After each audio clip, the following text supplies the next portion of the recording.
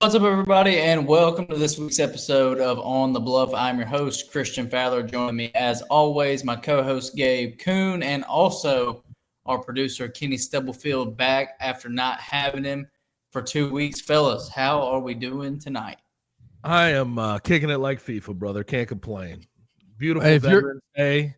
Yeah. Shout out to all the vets out there, man. We appreciate your service. But yeah, man, I had a good weekend, and I'm hanging in there. Kenny, you glad to be back? Been out for a minute. Yeah, man, I'm definitely glad to be back. It's good to see you guys, man. Good to see your face, brother. It's like the highlight of my week. And normally I'm not on in this segment, but just kind of behind the fourth wall. Christian has some Mississippi internet going on right now, and so it kind of clips in and out. And so I was like, you know what? Let me just join just to help Gabe out a little bit because you just don't want him to Christian's face. Yeah, Christian's face freezing and me having to like pick up the pieces. Yeah. We don't want him to have to pick up the pieces by himself. So yes, for sure. So I appreciate you, brother. And know what I'm excited for is a hot 3 finally with you after 2 weeks. I know, right? I know. We actually have you ready to go. Listen, for once. I will say this: the hot 3 has kind of gone smoothly since I usually kind of tend to mess it up and get us in trouble. So I'll be back to get us in trouble. You get us in trouble. Define get us in trouble. I want to know what that means. Sometimes I say things. So I just, you say things. How many times? I will confirm you do say things. I mean, how often does Christian have to just go, every time, like in the show? I mean, here's the thing. Like you say words. That is for sure. You say words. But I think you can't give Gabe a round of applause. He's killed the hosting and producing the last couple weeks. Dude, Gabe is a superstar, man. He is. Oh well, stop it. Oh shucks, you're gonna make me blush, fellas. Stop it. He's what backpacks me and lugs me through the show for 102 episodes now. So he's doing something right.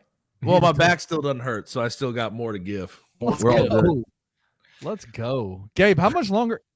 We only have like a month until the baby, I mean, honestly, like every time I talk to Taylor, she's like, I got 2 more weeks in me carrying this. That's what I got. Yeah, it's supposed to be December 4th, but she's like, dude, no, I don't want it to last that long. We've officially gotten to that point, like swollen feet and just like a general annoyance, laying down and she's still working, and like women are so I know women do that, like all the way up until their due date, they're still working. But Taylor's still been at the hospital running around. Gangster. I'm like, damn. Like, I feel like nursing is one of those professions where it's like when you are that pregnant, you probably should take a step back. Yeah, like it would be different if you're like at a desk job, sitting at the office in a cubicle or something. But like a nursing gig is like, you pick up people. You have to give chest compressions. And you have to walk around the hospital miles at a time. I don't know if it's the best one for pregnant women. At least it's pregnant. I don't know what it feels like, being in the midst of it, like being married to someone who is pregnant. But at least from the outside looking in, like it has flown by. 100%. Like there's no doubt.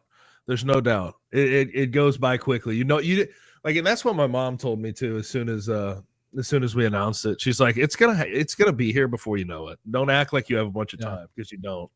You don't. Yeah, that's why when like a few months ago when you were like, I'm doing, I'm getting this ready and I'm getting that ready, I'm like, dang.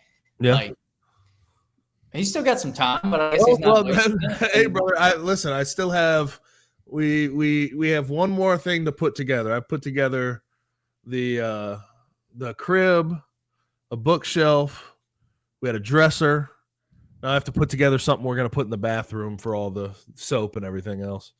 So that's the last. That's the last little bit, and then he'll be here. Yeah, because you're really at that point now where it could happen at any time, any day now. Are you guys doing like what kind of techniques are you using to like stimulate the I guess the labor? Like, are you scaring her frequently? Are you hot foods? A lot of walking. I'm taking a step back and I just do what she tells me to do. That's basically it, brother. Like I'm not gonna be the one who's like acts like I know better than her how she's feeling and we need to do this and I don't want to get caught in that trap. Fair. It's probably a great call. Call. All right, well, let's jump into it, fellas. We officially have regular season Memphis basketball to talk about now. Last week we're recording game, Memphis was actually playing their first game against Missouri, so we didn't get to break that down. Now that's old news. Memphis played UNLV on Saturday, 6-point win. Very similar structure in that game to the Missouri game. They're down at halftime. They pull it out. They win that game. They actually were underdogs in this game, but pulled it out really behind P.J. Haggerty. So a 2-0 start. One game they were favored in, one game they were underdogs in. Similar scripts in those games, but we're sitting here with Ohio coming up on Friday, and then San Francisco, and then going to play UConn in Maui. So it's it's getting real now. We've actually started the season. How do you feel after these first 2 games? Well, I'm glad they didn't get in a fight on the plane. Like that's a big thing. Shout out to Auburn basketball for that. They can handle that. They're on the way to Houston to go play in the Toyota Center. They have to turn around and then take back off because you have a freshman and a super senior getting into it. So I'm glad that the Tigers aren't in fights yet. But 2-0 leads to less fights. I can tell you that. One thing I do notice about this team is in the first half they have come out in 2 straight games and just sort of been a little bit flat. Four straight games. 4 straight games. Well, 4 straight games. I'm talking about the regular season. But they've come out in both their games this year relatively flat. They turned it on the second half and mostly behind PJ Haggerty. And what I'm impressed with is Penny alluded to this before the game, then after the game. Tyrese Hunter and PJ Haggerty are both battling knee injuries, or at least the nicks and bruises on their knees. And I couldn't tell. You know what I mean? Like I couldn't tell at all. Maybe a little bit with Tyrese Hunter, but he is a good facilitator. He's played good defense so far this year, got some good knockaways. But you definitely can't tell with PJ Haggerty. We had questions about him coming over from Tulsa, right? Because you don't have as much talent, and he got the ball all the time, one of the highest usage rate guys in the country, and that's why he was able to score as much as he did. He has fit in immediately, and there's just no questions about it. He had 22 of his 25 in the second half against Mizzou, led them to that win, got to the free throw line 11 times, converted 10 of them. And then in this game had 29 3-and-3, 10 for 18 from the field, didn't even make a 3, but still got to the free throw line 12 times, converted 9 of them. So, like, I'm just impressed as hell that PJ Haggerty fits in and can do the same things he was doing at Tulsa in a Memphis uniform, because that was the big question. How was this going to work? Who was going to be at the top of the pecking order? We know for a fact PJ Haggerty is the top of the food chain when it comes to scoring, at least on the offensive end for the University of Memphis. Yeah, I think so far, just talking about encouraging signs and things that have gone well for Memphis, PJ Haggerty is at the top of the list. No one's going to dispute that. 27, 4.5, and 4 in the 2 games that Memphis has played, which is wonderful. But for someone that has watched a lot of Penny Hardaway coach teams in Memphis, I think the thing that excites me the most, and we'll see how this plays out throughout the year and what happens with it ultimately, but just seeing these like flat rate minutes of – there were 7 players that played over 10 minutes in this game. 100%. That is a sight for sore eyes. We've all kind of tired of seeing the major swaps and, not knowing who's going to be in the rotation and who's going to get what amount of minutes and what they're going to play together and how it's going to look. But it just feels very streamlined, at least in the first 2 games this year. We know who the guys are. We know who's going to play the vast majority of the minutes. We know who's expected to come in off the bench and kind of subsidize some of thall minutes. And that overall, you talk about PJ Haggerty, leading the pecking order, but just the overall pecking order of this team feels so complete. It feels understood. There's no question marks. There's no one getting butthurt behind the scenes, you would imagine, because this was the plan all along. You see 3 guys play 35-plus minutes in this game, PJ, Tyrese, and Colby. Dane Danger with 32. Nick Jourdain with 25, like that. And Nick Jourdain with 25 because he had 4 fouls, right? Yeah, and he was phenomenal too. Yeah, he was great. Really good in that second half, he was phenomenal in the second half. I'm just impressed with him too. He's the one guy. He's the one mainstay that came over from last year's roster. Yes. And he just doesn't complain, man. Nope. He gets in where he fits in. Like I talked about, like I was on the radio last week talking about this. Like the Cleveland Cavaliers are undefeated, right? Right. And I know he's a completely different position, but like I think the sentiment you'll get when I get to it. Darius Garland, right? He'll score 39 points sometimes. Then he'll have a 14 assist, 3 steal game. Then he'll, like he just sort of gets in where he fits in. He's like a chameleon. Like Nick Jourdain, whatever the game calls for from him, 100%. He provides. 100%. Like that's what I like about him. Like there's just this understanding, there's this stability when he's on the floor with the team. Yeah. And like I've always been impressed with him, at least. It's like the activity on the defensive end. Dude, he will go and block shots. He'll get knockaways. He will get you out into transition. He can knock down a 3 every once in a while. But like the activity from a guy like that is always impressive to me. But he does anything the game calls for. And in this game, it called for him to score 12 points, 5 for 5 from the field, couple steals, couple blocks. He's just filling up the stat sheet. And I think, again, what you said about it's the consistent. How many players in Penny's 7-year tenure at Memphis could we say has not allowed his struggles on the offensive end of the floor to dictate his defensive side of the play of the ball? And Nick Jourdain is absolutely a guy who, no matter what is happening on the offensive side of the ball, he is going to be active and play really good defense and be active in defense. And that is honestly, if the offense isn't going for him, guess what he does? He sort of shuts down, doesn't really shoot. He passes, he connects people. Yeah. So like he's just this stable force for this team that needs a stable force with all the transfers. I love the fact that the University of Memphis has kind of highlighted Nick Jourdain this year, right? Like he's the last guy to come out of the, in the starting 5 when they introduce, like he's the guy that they put on all the packages. He's on the FedEx package for the NIL. He was the guy. Like I love that they've done that because he is 1000%. And we said this when he came here last year, when he announced that, because he was the commit to Penny Hardaway last offseason. That to me was one of the more unsung signings that Penny has had. Yes, 100%. Even while he was at Temple, I loved the way he played ball. And so when he came to Memphis, I was like, this is the guy. This is the kind of kid that Penny Hardaway needs on his team. And the other part that we've talked about, there's this position versatility the guy has. Yeah. Yes. Where Penny sometimes wants to play him on the wing, but obviously you lose Tyreek Smith before the season. He's going to have to be sort of pigeonholed into playing a lot more minutes at the 4, but he can do all that stuff, and he can guard just about every position. Obviously, he's not going to deal with those quick, twitchy guards, but he can guard just about every position, really good in the post. He can get on the perimeter a little bit, do some things, get a hand in people's face from the 3-point line. So I've been impressed with him. But back to PJ Haggerty, he did win AAC Player of the Week. No surprise there. Shouldn't be a surprise at all. You mentioned it, 27, 4.5 rebounds, 4 assists per game in 2 games. I mean, I don't know.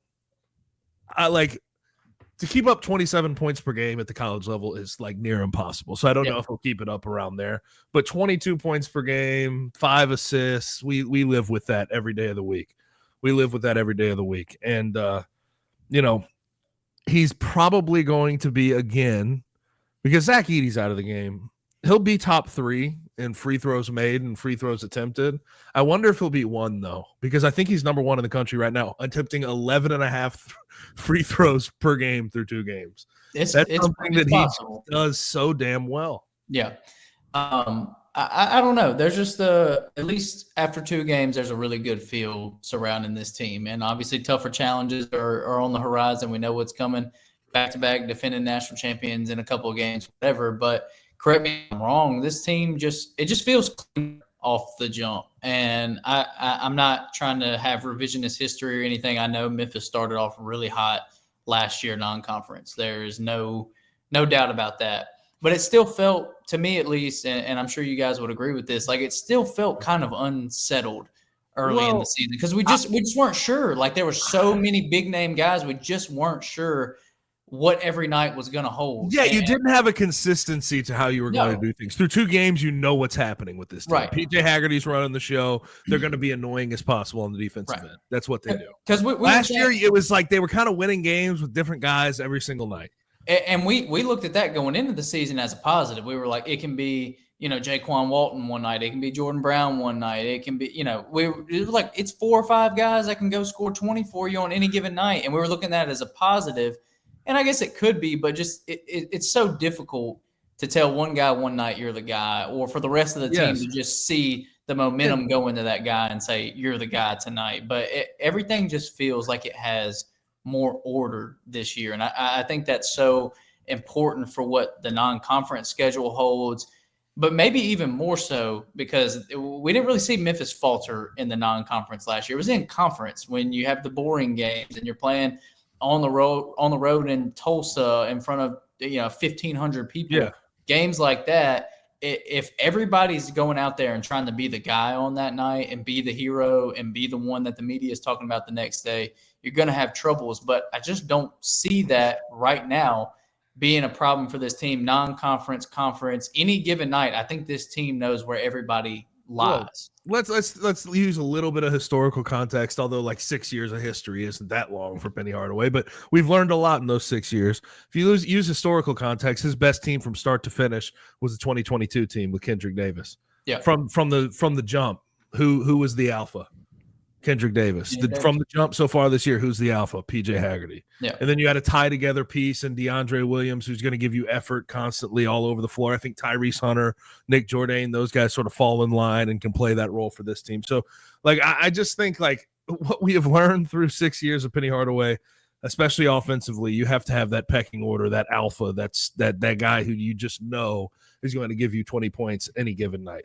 They can go put up shots, go get you tough buckets. That's what PJ Haggerty is, and I think there is some historical significance looking back to 2022 with the way this season has started. And I that's the team we compared to this team to constantly, right? Like, yeah, I think they're a little deeper. They have a little bit more like high end talent on the bench, but the leader there in the clubhouse being Kendrick Davis compared to PJ Haggerty, that's been an ongoing comparison we've been trying to make, and I think it's coming to fruition pretty well.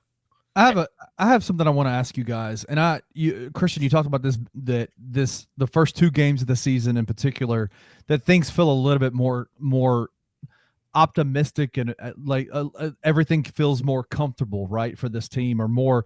And I wonder, I was thinking about this a couple of days ago.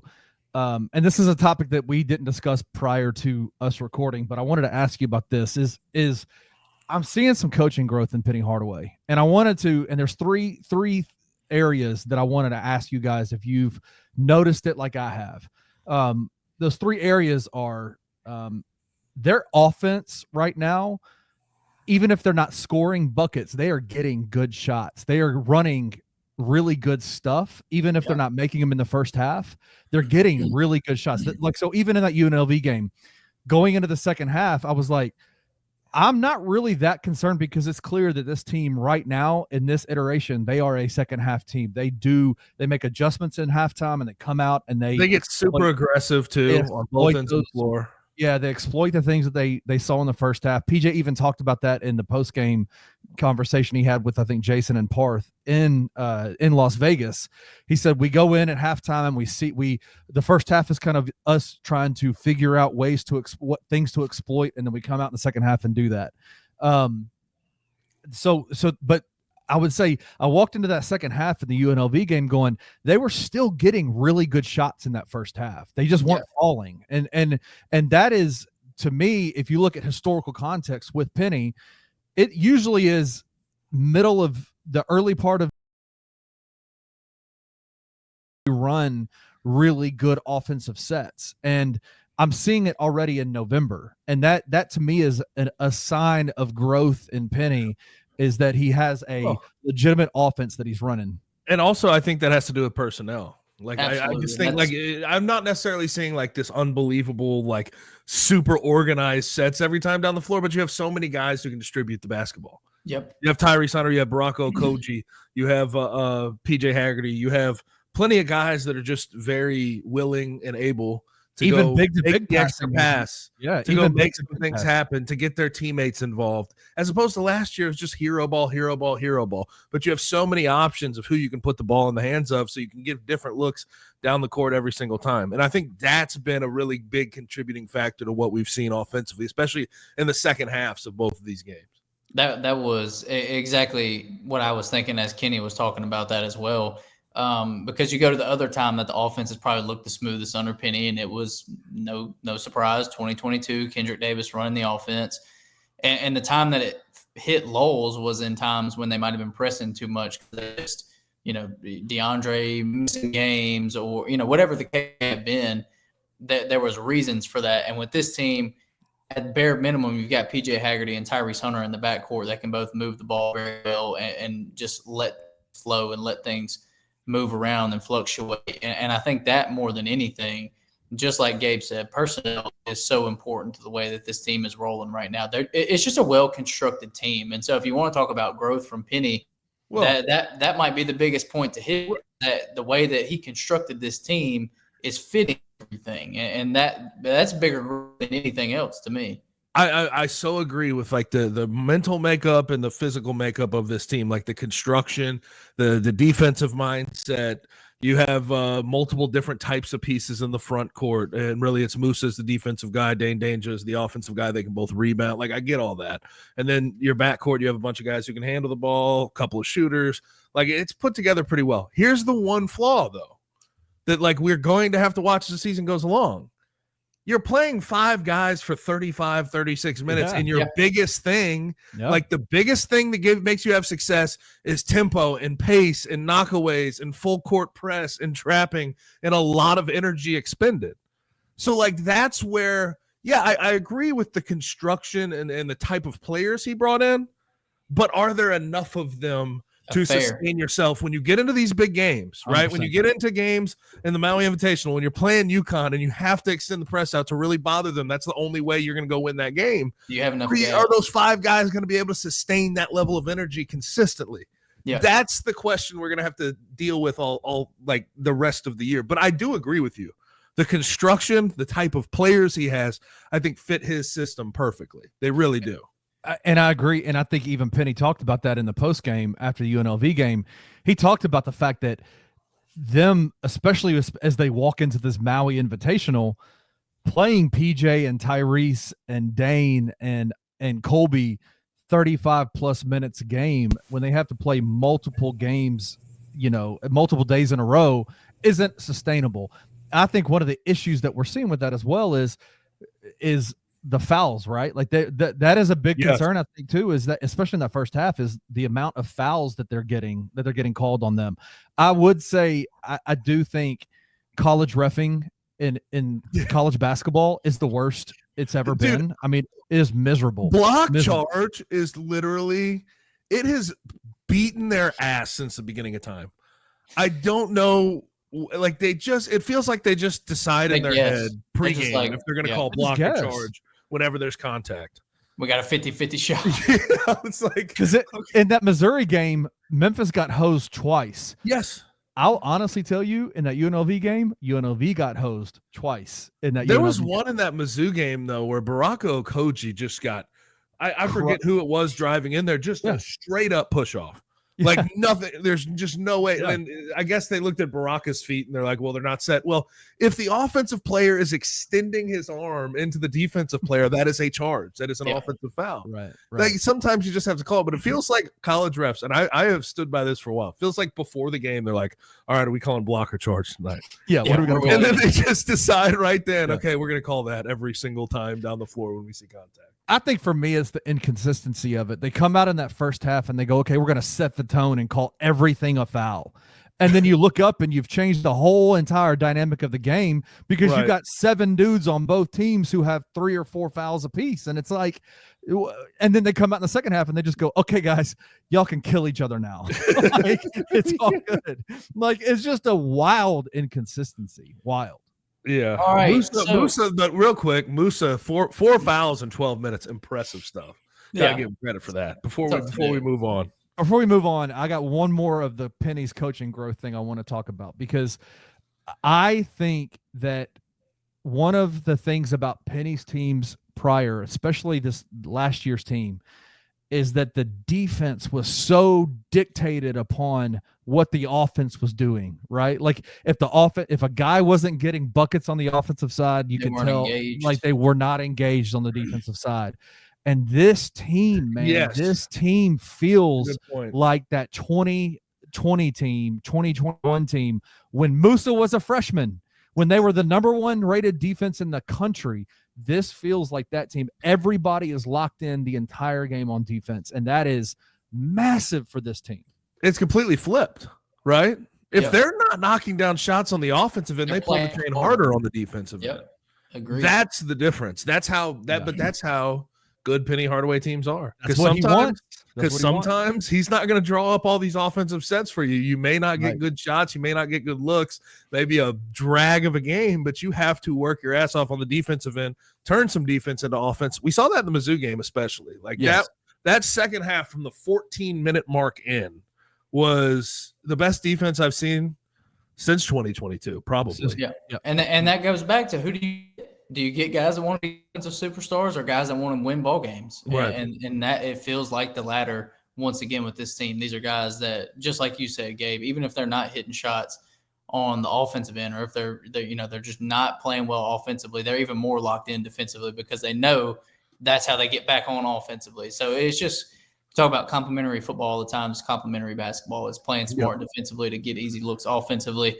But speaking of football, let's transition to that. We're going to go from the heights of Memphis basketball right now to the mids, the in between mid of the Memphis football program, which, if you looked at it, 8-2, we say this every week, so I don't even really want to preface it with this. Whatever, don't look at the record. Memphis just beat Rice by 7, and I know they were 7.5-point favorites, but that's not what we expect or should have to expect from this team. It was ugly once again. I mean, let me just go look at how many games in a row we've pretty much been able to say this.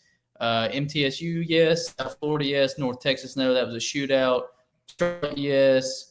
UTSA, yes, and Rice, yes. So whatever that is, like 6 of the last 7 games, basically, we've been able to rinse and repeat and say that it's been ugly, that it hasn't flowed well, that Memphis coulda, shoulda, woulda pulled away at some point, and things just don't look right, especially offensively. All those same things, copy-paste. I mean, I don't really know what to say because we've talked about it at nauseam for the last 2 months. Yeah. Now, real quick, I do have to call out Kenny Stubblefield because this banner work is just egregious. I don't even know. God. I don't even know what this is, buddy. Oh, Lord. I mean, come on. We got to fix that banner. I don't know. I don't even know what you were aiming for. I was talking, so I didn't even read it until you said that. But Memphis basketball starts 2-0. Now 8-2 on the year. There we go. Football he's been off the last 2 weeks. I'm rusty. I'm rusty. If not, we're gonna get YouTube. We're gonna get our commenters on YouTube saying something. No, but yeah, man, it's copy and paste. Same shit, different week. Like I don't know what to say. And like, here's the thing. I put this out there to all the fans because we talked about it last week. There's a lot of older fans that like we would have begged for 7 or 8-2. Different. I said like it's fair to ask for more than getting in complete wars every weekend with Charlotte and Rice and UTS. Like you shouldn't be in wars with these teams. You have more resources. You have, especially like the past decade, way more success. Like you're more stable than those programs. You just have better everything. I think it's fair to ask to not be in wars with those, certainly not lose, but certainly not be in 7-point wars with these teams every single weekend. Yeah. And like you just look at this game and it's just more the same. Offensively, I don't know what the deal is. Mario Anderson's been phenomenal this year. Like relatively quietly phenomenal. But that's it. 977 yards, 15 touchdowns, about Great 6 season. yards per carry. Seth Hennigan, though, it's like I don't know what to think. That early throw for the pick was like, what? You're a senior. What are you doing? And less than 50% completion percentage. Yeah, but also like that pick. What are you doing? Oh yeah. We talked about it early in the Navy. Remember the Navy game, the final pick? Like, what? You threw it into triple coverage. Right. Why are you doing that right there? Right. You're gonna have a couple more plays. Like we can deal with that. And also, I think there's something to be said. I don't know if the wide receivers are getting as much separation as they did a year ago. Agree. Especially early in that game, they were getting no separation. And I blame Seth for throwing that ball and that interception early. But at the same time, it's like he felt like he had to press because no one was getting open. He had to just fit it into these tight windows. They started to settle down. They ran the ball better, did all that stuff. But it was just, man, against Rice. I just want to see you win at least cover. It was only 7 points. Go cover against that team.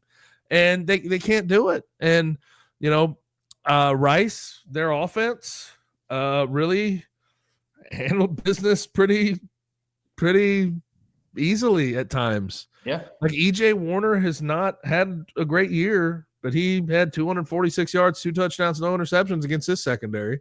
0 sacks. I don't know what to say about this team, man. All I can say is I want people to understand it's okay to be frustrated with having wars against teams like Rice every weekend. That's not what this program, this athletic department should be striving for. You should strive for a whole lot more. I'll say this though, because I want to talk about both sides real quick. Like people are going to call for Ryan's head. They're going to call for him to be fired and do all that. And listen, if we get a couple years down the road and the same things keep happening, like I'll be there with you. I'll understand it. It makes a whole lot of sense. But I do want to be clear about my feelings because I put this out on Twitter. Like obviously he was my coach. So you can read this however you want, but I can tell you from experience and seeing how things work behind the scenes there. He does run a good program. He gets all these, he was able to secure financing, secure a lot of different things, using his voice behind the scenes. He's created good friendships with donors behind the scenes. He's poured all of that money into his athletes, which I find very commendable. Good graduation rate, good GPA, keeps these guys on their P's and Q's. If he has issues with guys that come in, he'll get them in the transfer portal. Like, I want to wipe my hands clean of that. I want to run a clean program. He does that. I understand that's not what everybody wants to hear right now. Like, you want just more. You want to be in the AAC championship. You want to go win an AAC championship. You want to have a chance at the college football playoff because they've opened up opportunities for you. The college football playoff has. But I want that to be said. When it comes to the firing or not firing, that conversation, it's not going to happen. He's 8-2 and he runs a clean program. There's a stability over in that building that we have not seen really in the history of Memphis football. Now, next year, when you have all these new players and you don't have Seth Hennigan and you don't have experience, it could be different. But right now, there's a stability over there that we have not seen in a long time, if ever. I want to say this, and I because I agree with you. Like, if you are around the program in any way, you can recognize the level of integrity, the level of the way that the professionalism and the way that it's run. I think I know where you're going with this. It's a fantastically run program. This is where the frustration lies. I saw this tweet today. And I think that this is where the frustration lies. All right. Yes, the banner underneath here says they're 8-2 on the year, and most people will be like, man, like I can guarantee you, people in Tallahassee right now would be like, the hell, yeah. Like I would love to have 8 wins on the year right now, but I just want to walk through this real quick. The records of their 8 wins are a combined 24-53, and only one team that they beat has above a 500 record, and that's North Texas at 5-4. All right. 6 of the 8 wins that they've had this year have 3 wins or less. In other words, like what I'm reading, like this is what you probably should have said, and I'm glad you brought up those numbers. Don't get it twisted. But yeah, anyone can see this program has integrity. It's well run behind the scenes, but in the end of the day, no one gives a shit about that. Nobody cares. That's the way you should have stated it. No one cares about that if the product on the field looks middling every week. Yeah. Listen, there are people behind the scenes, not now, earlier when Ryan was getting the job, that knew the nonsense that Hugh Freeze had done at every place he had been at as a head coach. And we're like, we don't care. We want to win. Yep.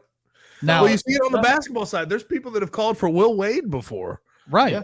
Yeah. Right. Like, what are we talking about? And we're worried about on-field, on-court success in the end of the day. I don't care about your graduation rate. I don't care how clean your program is. None of that shit. Let's win, baby. Yeah. That's what people want. That's what it's about. That's what it's about.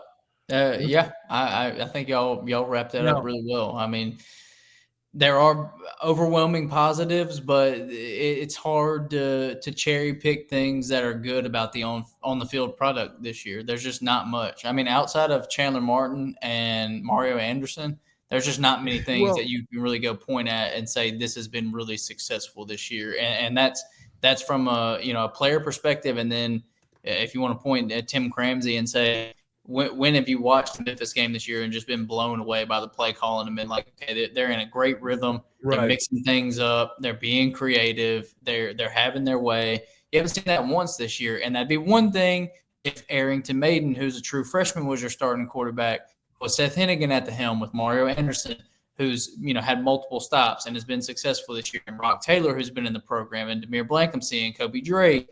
And an offensive line that's had, I can't even remember how many starts you told us they had at the beginning of your game. It would be okay if this was a young team that was like building towards something, but this was supposed to be the quote unquote banner year. This was the year, and then after this, there's so many uncertainties and so many question marks after this year. Because the question is, Gabe, is if it wasn't going to be this year, when? Well, right? Like when? If it wasn't going to be this year with this roster, that is such a fair question. I'm not even disputing that. I think when you look at the resources they have, Antoine Hill Jr. coming in, 4 stars coming in, like you can think about the future and where this could lead. 100%. But also this type of year and the letdown gives you a predisposition to feel like it'll be a letdown by the time we even get there when they're experienced. So like I think that's a fair question, but obviously you ain't firing a guy who's 8-2. You're just not doing it. You're not doing it. And it's not even really a realistic conversation to have. And I see people trying to have it all the time. No, it's not. They need to stop. That's not. What is this year 4? Year 4, year 5? 5. Year 5. Year 5. Never been a head coach before, and I'm not trying to sit here and make excuses, but we've seen things improve for the most part. It hasn't been perfect this year. If this year had gone a little bit better, if Memphis was 9-1 right now, and it had been impressive against the lesser than teams, we'd have a different sentiment, I believe. But things haven't broken right this year. Things haven't broken right this year. The other part is like sometimes when you don't get the results you're exactly expecting, like 8-2 is not bad, but this is not near what we thought this team would be. We thought they would be potentially 10-0 by now. Like, you know what I mean? If that Florida State game went right, and of course it went right. But like they haven't reached the expectations we thought. And I'm going to say it, boring product for the most part, week in, week out. That's another problem. And like sometimes you're saving grace to get the 30% of fans that have dropped in attendance since Ryan started or whatever. The optics of throwing deep balls all the time and having a 4,000-yard passer who throws for 50 touchdowns, that could be your saving grace. Like that's fun to watch. Right. This team, and I love Mario Anderson and the work he's done. And by the way, shout out Brandon Thomas. That was an unbelievable touchdown run. And he's gone through so much. Yeah. There's stories that I've been following that casual fans don't necessarily follow, but if you had that high-powered, exciting style of football, you can still keep some of those fans in the stands. But it's been not to the expectation, and it's just been relatively boring game to game. It just has. There's no denying it. Now, I have to do this real quick. Speaking of boring, we have some bowl projections. I get Brett McMurphy's from Action Network, and I get CBS Sports, Jerry Palm. So Brett McMurphy has the Tigers playing on Christmas Eve in Hawaii against Colorado State in the Hawaii Bowl. That's his bowl projection for the Tigers, sitting at 8-2 right now. Now, Jerry Palm, and I think this would be a more fun one for the players getting to Hawaii. That's probably pretty fun in general. For the fans, though, I think that this one is a lot more palatable. He has on December 28th, Georgia Tech versus Memphis in the Military Bowl.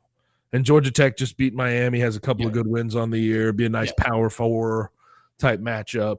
where you can get some hope like it did last year against Iowa State. So I think that would be the more fun one for fans. But again, like any of these games are letdowns, like Military Bowl, Hawaii Bowl, Bahamas Bowl, whatever the damn Lions are. But if you gotta go play Colorado State or someone who's trash, ooh. What was it, the Montgomery Bowl his first year or second year? What was the one against Utah State? Like that one was just. Was that Montgomery? Yeah, that one was just. People are just like, do I care? Right. You know, like when you play someone like Georgia Tech, like a Power 4 school, everybody tuned in, ready to go. Just imagine you play a team like Colorado State. It's like it's kind of a lose. It feels like for a fan, like they view it as a lose-lose. Like, well, just imagine my disappointment on Saturday night at the Liberty Bowl or at the Simmons Bank Liberty Stadium when in the post-game press conference room, I'm sitting back in the back getting ready for Ryan and the players to come out and talk, and in the door walks this dude from the Independence Bowl. And my response was, oh, shit. Damn. Damn. This team we were hoping was going to be in the college football playoffs, man. Like my dream, Christian, I had dreams at the beginning of the year of Memphis being in the 12th seed playing number 5 Ole Miss in Oxford in the first round of the college football playoffs. And I was like, holy You weren't envisioning Shreveport? Well, I didn't care. Bro, you have a problem with Shreveport, man? Come on. Listen. No. And then Independence Bowl, I was like, you've got to be kidding me, man. We're back here. I'm just surprised we didn't see the the Fenway Bowl representatives there.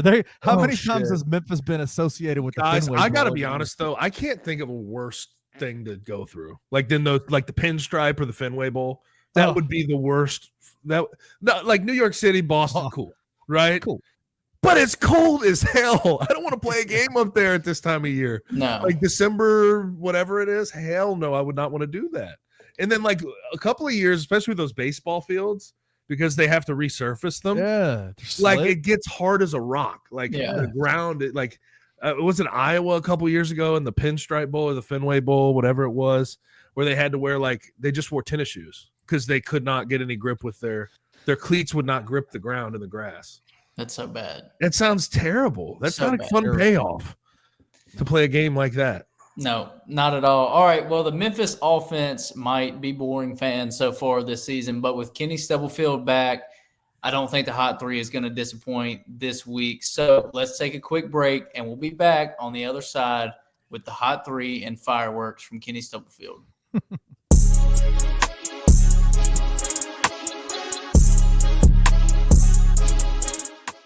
If you had a redraft right now, would Jalen Wells go in the top? Would Jalen Wells go in the first round? Yes. How high do you think that is? I'm curious about this because we're very jaded. We're very biased, me and you, but also everybody else involved in the chat is obviously here listening to the Grizzlies. Oh, in this draft, like lottery. If he keeps playing to this level, I mean, easily hands down first round pick. And unless someone else starts going crazy, he would be a lottery pick. I think top 15, top 18 are 100%. A lock. Can't be overstated how much he helps to go to a good team, though, and that's the biggest thing is when you don't have to create yourself, and that's what these other guards and these other players they're having to create their own shot. Jalen Wells doesn't have to right now because he has a lot of good players around him. If he had played to this ability on a bigger stage in college, I don't think it's crazy to see him as a lottery pick. Tune in to the Grizz 901 postgame show, live after every Grizzlies game on the Bluff City Media YouTube channel.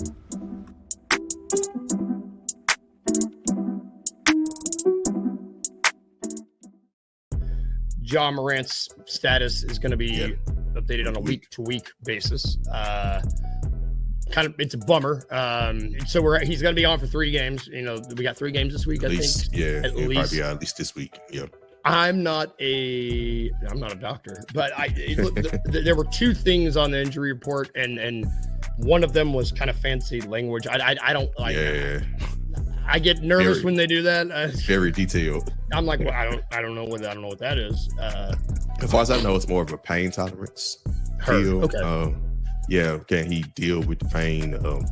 So it might be something that lingers a little bit, but knowing Ja Morant, he normally works his way back quick. The good sides we have is Marcus Smart's on his way back. Vince Williams Jr. sounds close. They sent him down to the hustle to practice last week, so he might be back. Also, I'm sure Desmond Bain, he was week to week as well. So tune in to The Daily Grind with your host, Lute Hatmaker, every Monday through Friday at 7:30 a.m. live on the Bluff City Media YouTube channel.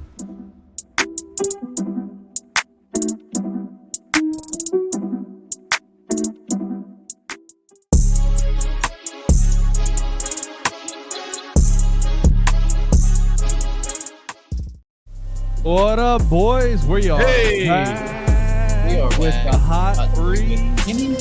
so back. Feels We are different. so back. Hey, man, listen.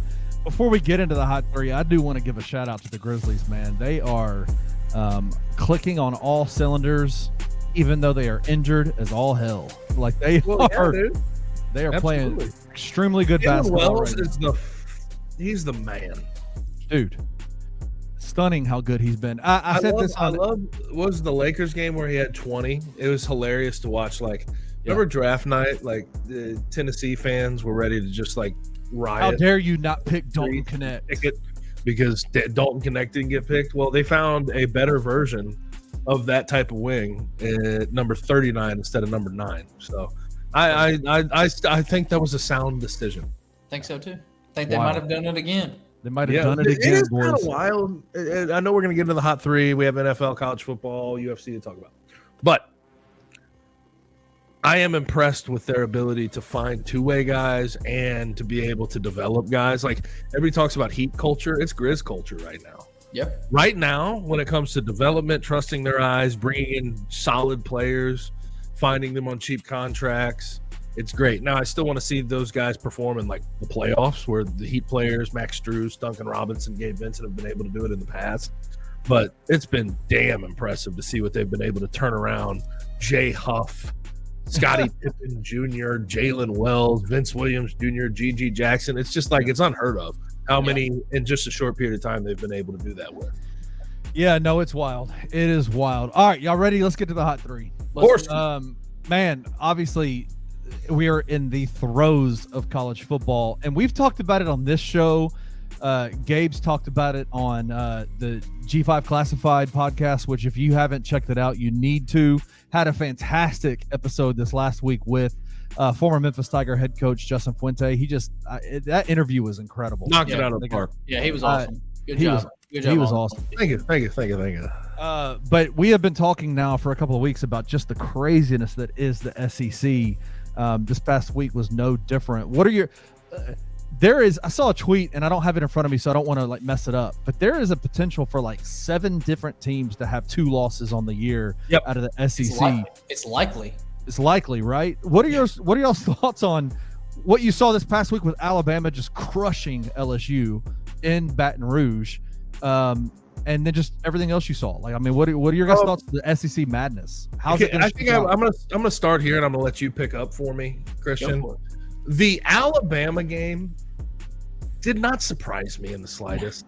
No, that's who they are. Because Alabama, one thing they don't care about, no matter who the coach is going to Tiger Stadium. Everybody's going to talk about how tough it is to play there. Like, Alabama doesn't give a shit. They don't care. They'll go in there and run all over you, and they did that. And they ran for, what was it, in the end of the day? 311 yards, 48 carries. Jalen Milroe, 12 for 185 and 4 touchdowns. I said going into this game, I thought Alabama was going to win.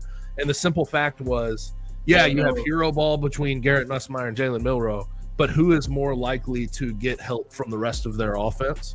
And I thought that was Alabama because they're 41st in rush yards per game, or something like that. And like LSU's 103rd. So like you just knew that Alabama had a little bit more balance to their offense than what LSU has had all year with Garrett Nussmeier. Caden Durham has not been able to get it going. So this in the end of the day, 42-13 is a hell of a final score in Tiger Stadium. But I saw this game swinging in Alabama's direction. Yeah, Jalen Milroe in 2 games against LSU has 370 rush yards or something and 8 rushing touchdowns. That's nice. They cannot stop him. But you look at the SEC right now. You've got number 3, number 6, number 9, number 10, number 11. Number 21, number 23, number 24. Obviously not very concerned about South Carolina, LSU, and Missouri. But Bama, Ole Miss, Georgia, Texas, Texas A&M, and Tennessee all are 1 or 2 loss. With Tennessee, A&M, and Texas all being 1 loss. Tennessee will play at Georgia and Athens this week, and Texas A&M will play, I believe, in 2 weeks. So there will more than likely only be 1 team in the SEC that has 1 loss, and you'll be looking at 5 or 6 that have 2 losses, which is just insane. Who is the team in the SEC? There's not. Especially with Georgia losing to Ole Miss the way they did. There's not. And Carson Beck, I mean, I talked about it on the other on G5 classified, but like 7 interceptions and 2 touchdowns in the last 3 games. Like there isn't, right? Like there's not. There's not 18. There's a lot of these teams could win a national championship, I believe, because there's just a lot of parity in college football this year. There really is no one team I think that you look at and you go, wow, that team is elite, and it's hard to see anybody beating them. I know Oregon's at 1 right now. They closely defeated Ohio State, and they've been pretty good, but they haven't played anybody outside of Ohio State. Yep. Outside of Ohio State, they've played nobody. So will the champion come from the SEC? More than likely. Yeah, and then the Texas Georgia game, like that just takes me out. Like I'm not on the Texas. Yeah. I'm not in there. They did that in Austin. Like I can't get there with them. Like I still think, even though Georgia lost, they're going to be terrifying if they make it into the college football playoff. Oh yeah. They're one of those teams that as soon as it all hits, like they can be the best team in the country on any given week. But that was going to be this weekend, though, Christian. Do what? This weekend was the perfect opportunity, like that we've seen in the past, where Lane Kiffin usually comes up short. Yes. And Kirby Smart always gets over top. Like Georgia goes on the road. It's like Ole Miss has it. You see what they did to Arkansas last week? That's usually a spot where Kirby's like, yeah, screw all that. Who cares? We're gonna hammer them. And they got hammered. They just thoroughly dominated the whole game. And it was a joke. Like I was at the game. Anna Ruth and her family, they go to every game. So we were at the game. And like Friday night, we were talking about it, and it was like it's supposed to rain literally all day.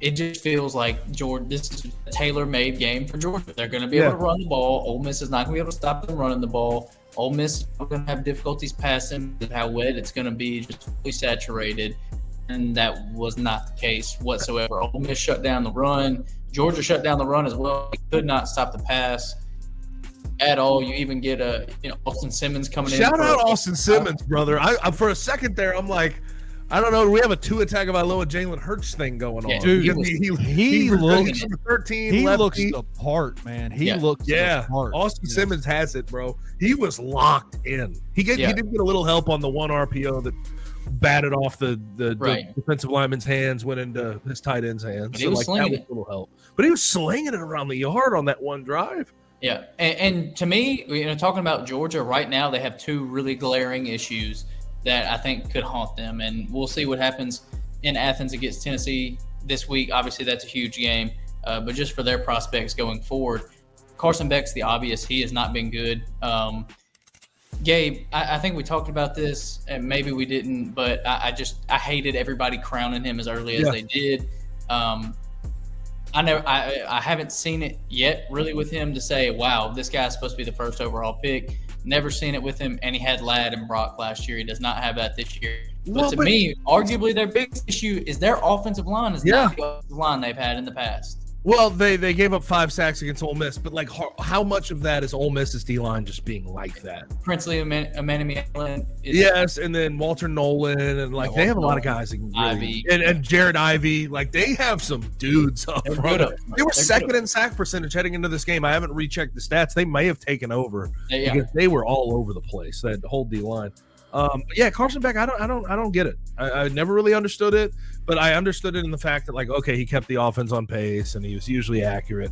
This year, it's none of that. He's staring down receivers.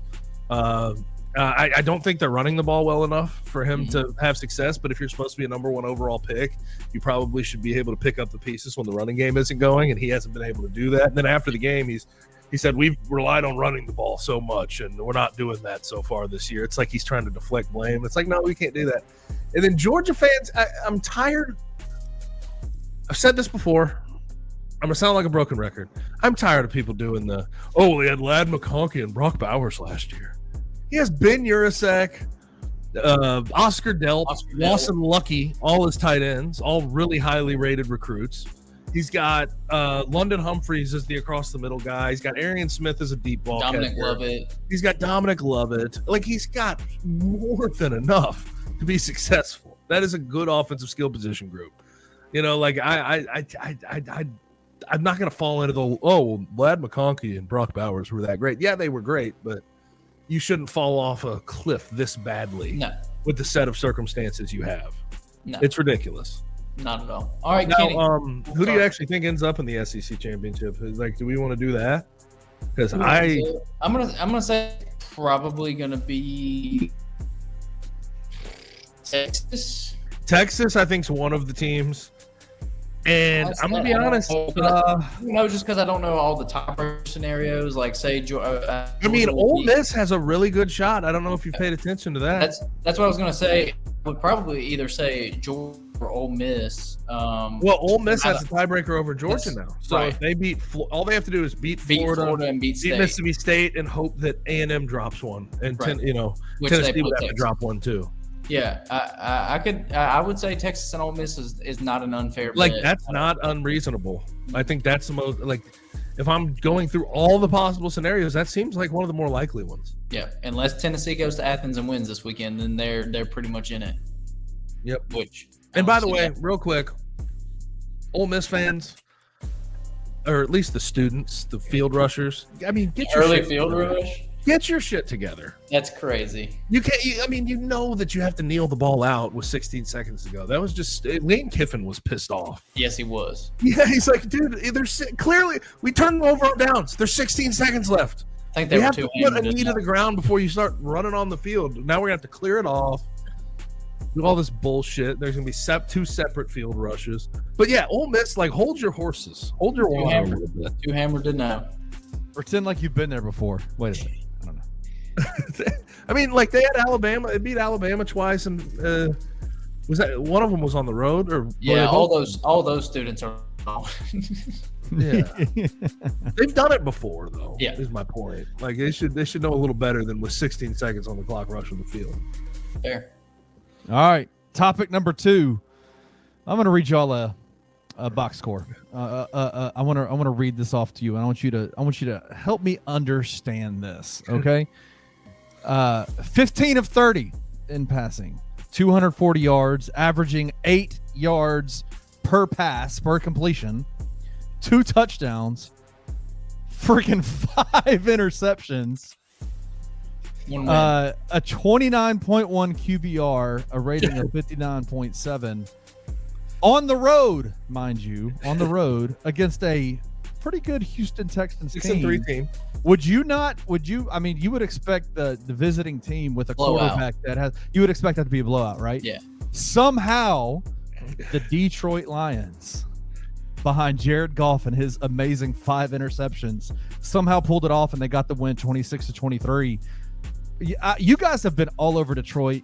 Love festing Detroit all year. 2 years now. For 2 years now. The GM is the GOAT of GMs in the NFL right now. They've got an amazing roster. Somehow they were able to overcome a really bad game by their quarterback and won on the road, man. What are y'all? Is Detroit for real? For real? Oh God, yeah. Hell yeah, they are. They're the best team in the NFC. I before that game, Jared Goff was untouchable, dude. He was so good.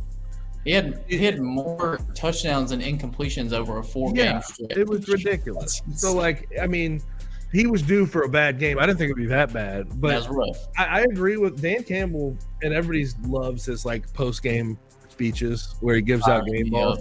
But, like, I agree with him, man. Like, that is such a good sign of a great team to be able to overcome all of that and just keep plugging away until it finally works. And then you saw it turn as they got into the fourth quarter. It started working. Things started working in their direction. Defensively, they stood up, got a couple of 3-and-outs, made things happen against a really good offense.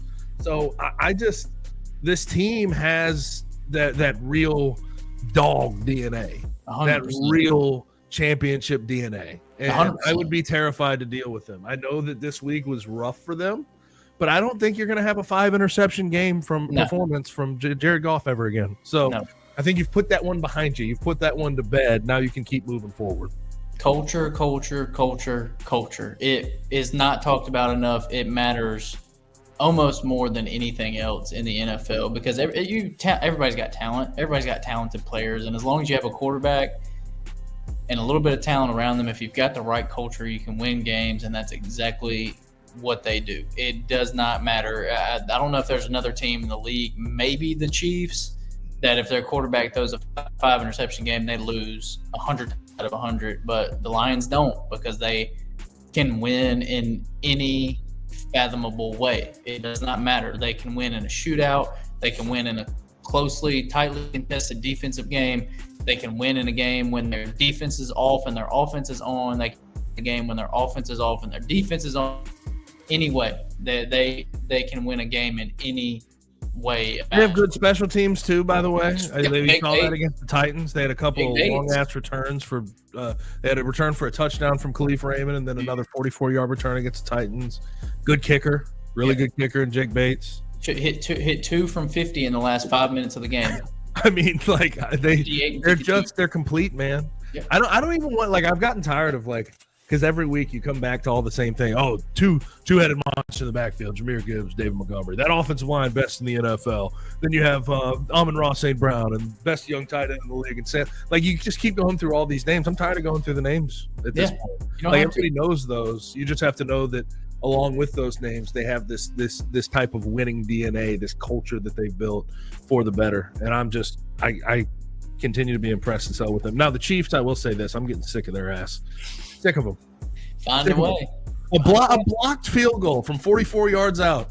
35. I thought it was 35. Well, it might have been 35. 35. I mean, shit, man. I'm like, the Broncos are about to hand them a loss, and of course they block a damn field. It just, God, they won't die. They won't die. Just one game. I'm asking them to lose, dude. They won't die. There was and also I don't know what Patrick Mahomes did. What was it last week where it looked like he tore his Achilles? Yeah, at the end of the game, 5 minutes later. Yeah, he was fine. And then he turned it on and played a really good game the rest of the way. I don't know, man. That's blood sacrifices. That ain't nothing but the devil. That's the devil right there. Something. All right, Kenny. That's that Taylor Swift effect. Yeah, exactly. Baby. All right. I just am impressed by Madison Square Garden because 1 week they can go from having a political rally to, in a couple of more weeks, having the UFC GOAT in town. And that is this weekend, Saturday night. The GOAT is back at UFC 309. John Jones, the heavyweight champion, is back, and he is going up against probably at this point, people would say the greatest heavyweight of all time is Stipe Miocic. You guys excited about this fight as much as I am? Absolutely. Well, real quick, it still may be a little bit of a political rally. I'd imagine President Trump's going to be there. That's just what he does. He'll be ringside. He might be, possibly. Yeah. But no, I'm hyped up. I'm very hyped up. It's been what are we looking at now? Let me get the numbers. I'll get the numbers. I'll run the numbers months? for you. 18 months? Is that what we're at since he last fought? No, longer than that. Well, how long has it been since Stipe fought? It's been a couple of years. Stipe's been 2.5, 3 years, but John Jones fought in March of 23, so that would be 20 months. So almost 2 years removed. Won the heavyweight championship against Jourdain, was scheduled to fight Stipe. What was it? Did he tear his pec off the bone? Is that what it was? Or was it his bicep? It was a shoulder. It was a shoulder, right? Was it? Pec. I think it was pec. Tore his pec. And so he was out for whatever, 6 months, 8 months. Finally.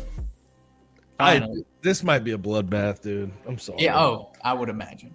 I mean, dude, Stipe hasn't fought since March 27th, 2021, when he got absolutely railroaded by Francis Ngannou. So it's been 3.5 years. Wow. I don't see this going well. And you think this is a swan song, or is it confirmed? Is this going to be done? Are we going to be done with Stipe after this? I would suspect, unless he comes out and beats him. But did y'all hear just real quick? Did y'all hear what John said about fighting next? Because they were like, if you do win this fight, would you fight Tom Aspinall? And he was like, no, it's not a legacy fight. It's like there's only one legacy fight for me in the UFC, and that's Alex Pereira. That's truth I be love told, that. I love that attitude. No, he doesn't want to get his ass kicked by Tom Aspinall. Okay. Tom Aspinall is the next guy up. He is that dude. Shut that down, Kenny. Shut that down. It's not a legacy fight, and he would lose that fight. He would not. Okay, What you cannot the just fuck ever, blatantly man. say he Alex would Pereira, lose. you're getting into a ring with Poatan, dude. Yeah. The heavy stone hand Kenny is Poatan. Like, absolutely I don't lost. give a damn what you're talking about if Tom Aspinall could beat him or not. Like getting in the ring with Alex Pereira is pretty damn scary too. At this point in both I'm their not careers. saying it's not, but you're also talking about a guy who 3 fights ago fought at 185. Like you're talking about a dude who walks around at 230, 240, but that's not his fighting weight. I just think it is absolutely. He'll make more money with Pereira. He will make more. It'll be It's a bigger fight. It'll be a bigger fight because he's a champion as well. It'd be a 2-champion fight. He don't want to fight Tom Aspinall. He'll get his ass kicked. No, He'll get his ass. that's insane. Ass kicked is fucking asinine. Yeah, you're just trolling. That is that's He a would get terrible take. he would get murked by Tom Aspinall. Oh That is my a terrible god, take. dude, you're sick. Horrible. You are shameless in a way that I didn't Troll. think you could get more shameless. I'm just saying. Troll. You're disgusting. How is that a troll? I wouldn't want to fight him. If it's a more, I think the Tom Aspinall fight is way more dangerous for him. And so why would you want to fight a dude who's not as popular? You're not going to make as much money. You're not going to get the ad revenue that you would off of the pay-per-view points that you. Your assumption here is that he's scared of Tom Aspinall. No, he's You smart. said that. You No. said that. Yeah, that's kind of what you're saying. You did say he's scared. I didn't say he's scared. You did. Rewind the tape. Did I say he's scared? You said he's scared he's gonna get I'll his take ass that whooped. back. Again, like I told you at the beginning, sometimes I say things that get us in trouble. I didn't mean I shouldn't have said scared. He's making a smart business decision. This You're is a smart sick, business Kenny. decision for him. But even from even if you want to say legacy, the legacy is way more with the Alex fight than with the Tom fight. Tom has beaten nobody. I understand that. I'm just saying his legacy is not in that he's going to be a awesome heavyweight champion. That's not his legacy. His legacy is that he's the greatest of all time.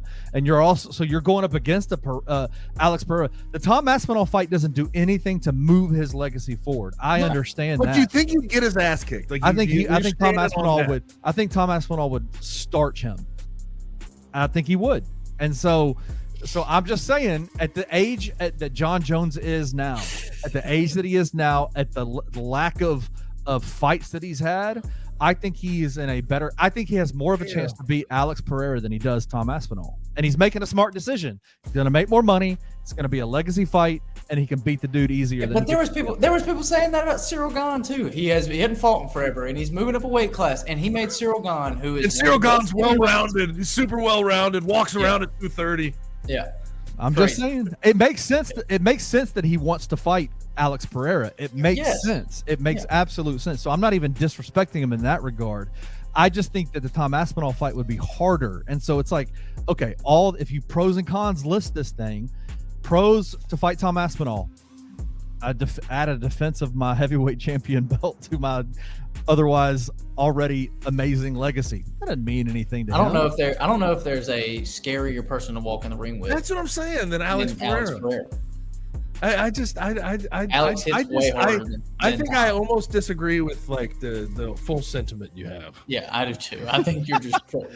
You're like, I think you're just like throwing shit at the wall. I literally couldn't disagree more with everything you said. Yeah, I disagree. I honestly think Alex Pereira is probably the harder fight.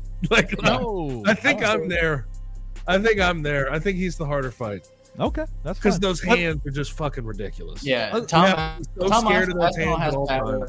but he don't have the one hitter quitter as much as Alex Pereira. And Pereira also, like, he's really one thing people will say, okay, he's got to get him on the ground, and John probably will, but like that takedown defense Pereira has is pretty fucking ridiculous. Yeah. All right. Anyways, that went way off the rails, but we're gonna wrap it up. We're gonna be watching John Jones this weekend, and hopefully, eventually, winning that fight and fighting Alex Pereira in a legacy fight that would be way easier than fighting Tom Aspinall, because Tom Aspinall would mop the floor with John Jones, according to Bluff City Media producer Kenny Stubblefield. But anyway, we thank you guys for joining us this week. If you're watching on YouTube, you can like, subscribe, and comment there. If you're listening on Apple or Spotify, wherever you get your podcast, you can do the same things there. You can also go to bluffcitymedia.co, check out all the articles, podcasts, and videos on the site. Once again, we thank you guys for joining us, and we will see you back here next week. Thank you for listening to On the Bluff. If you enjoyed this episode, leave a rating and a review wherever you download your podcasts. Also, like and subscribe to Bluff City Media's YouTube page. Head over to www.bluffcitymedia.co for comprehensive coverage of Memphis sports and how you can become an insider.